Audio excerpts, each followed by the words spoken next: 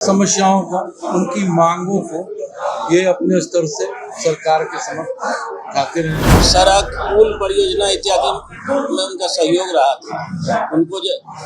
उनके इसी योगदान के लिए अभियंता रत्न दे दिया गया और वो पहले अभियंता थे जिन्हें अभियंता रत्न से नवाजा गया। बिहार की तस्वीर को बदलने में इनका बहुत बड़ा योगदान है।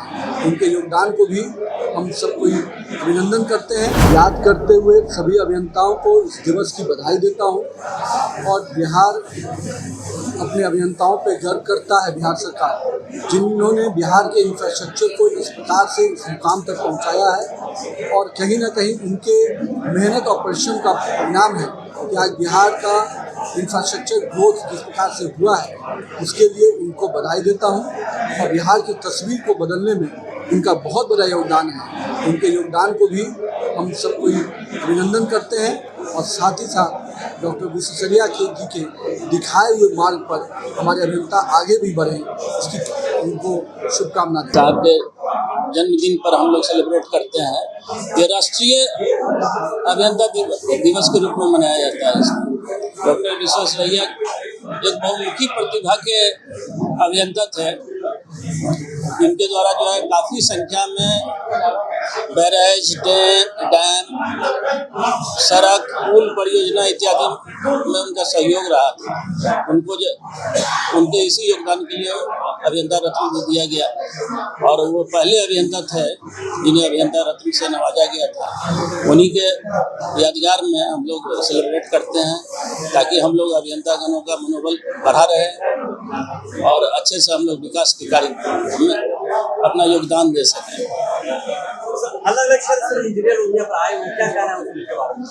इसमें सिविल इंजीनियर खासतौर से ज़्यादातर संख्या में थे, मैकेनिकल इंजीनियर भी हैं। बिहार अभियंता सेवा संघ जो है बिहार में जितने भी कार्यरत अभियंता हैं उन सभी लोगों का और इसमें हर एक जो कार्य विभाग है उसकी एकमात्र ये संस्था है और ये 80 वर्ष पुरानी है, आज़ादी के पहले से चल रही है। जो भी बिहार अभियंता सेवा में हैं वो इसके सदस्य हैं। उनके समस्याओं को, उनकी मांगों को ये अपने स्तर से सरकार के समक्ष उठाते रहे और ये मान्यता प्राप्त सरकार से मान्यता प्राप्त ये संस्था है। इसलिए जो भी हमारी समस्याएं होती है वो हम उनके संज्ञान में लाते हैं। ये अभियंता दिवसीय कार्यक्रम जो होता है इसमें हमेशा सरकार के प्रतिनिधि के रूप में कोई न कोई आते हैं जो हमारी बात वहाँ तक पहुँचाते हैं। आज नवीन जी आए हुए थे, उन्होंने हमारे बातों को ध्यान दिया और उन्होंने कहा कि जो भी नीतिगत फैसला होगा सही होगा उस पर विचार करेंगे। उन्होंने हम लोगों को बुलाया है कि एक शिष्टमंडल के साथ 2-3 दिन में आप आइए, हम लोग उस पर विचार करेंगे, जो सही होगा करेंगे।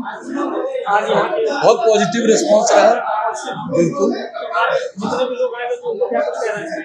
बस उनको ये कहेंगे कि अपने कर्तव्य पर बने रहिए, ईमानदारी से काम कीजिए, जो भी काम कीजिए वो ड्यूरेबल कीजिए।